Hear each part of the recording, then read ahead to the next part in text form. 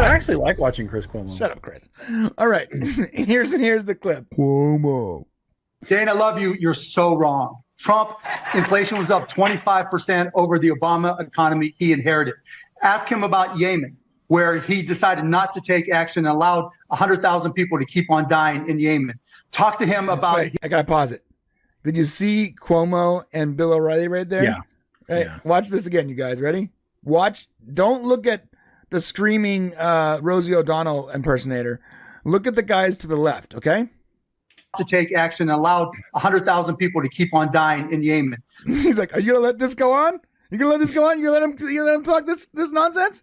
All right. Talk to him about his tariffs. What worked with his tariffs? He had 4 years to make tariffs work with China. China kicked his ass. China took him to court, right? Because he didn't know how tariffs work, and it hurt the economy. The economy was rolling along, and it got so hit by the tariffs that his appointment to the Federal Reserve, Jerome Powell, had to come back in and cut interest rates 3 times. And then we get to the real point of reckoning, the pandemic. And what does he do?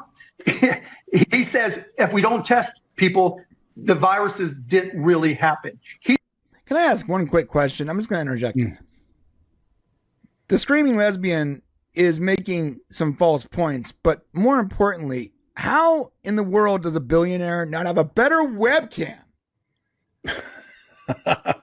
I'm going to say it isn't always about money, because sometimes I don't understand how to get the best stuff. He's a tech guy. He should have the best stuff. Yeah, he's a tech billionaire. So, Get a better webcam, bro. Get a Logitech 9080 Pro or something.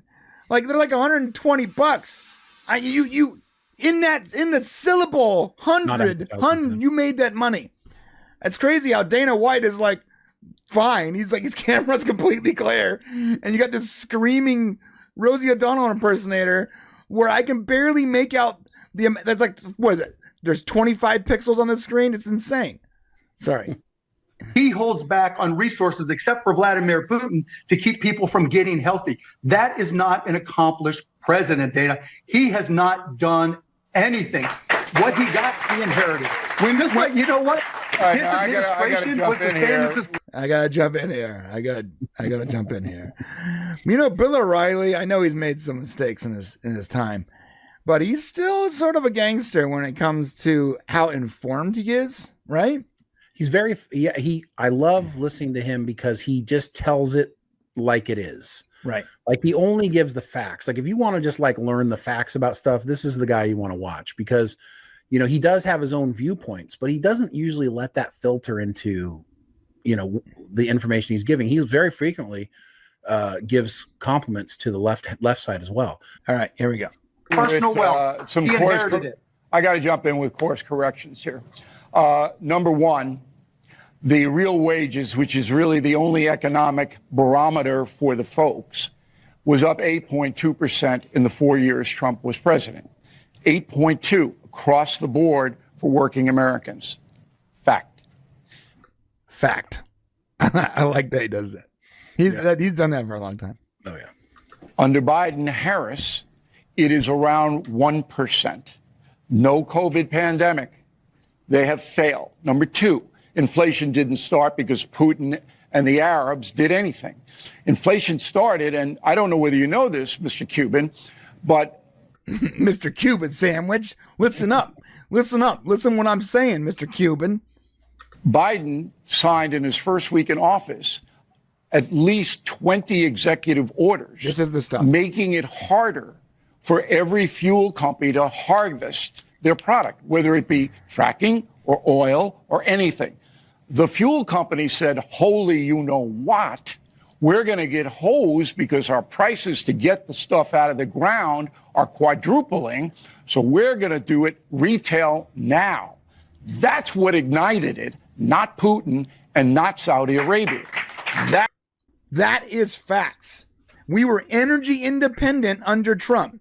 Or not completely, but we were getting there. We were more energy independent under Trump than any other time. Well, it's not being independent.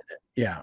Well, you know why? So let's be clear. We have more oil than most countries. Right. The reason why we don't use our own oil under a lot of, most of the time, was because we were saving our oil for later. Let those guys run out and we'll have oil when they don't. Right. That was the whole point of it.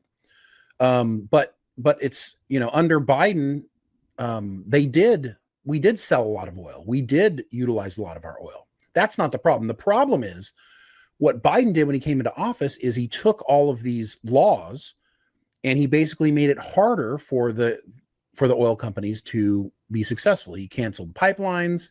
Right. He made all kinds of things that made it harder for them and more expensive. Now, when your gas price goes up, people go, well, shit, it's going to cost me more to take my kids to school. It's going to take me more to do all this, blah, blah, blah. Well, guess what you didn't think about? How much it's going to cost truckers now to get your food to the grocery store. Yep.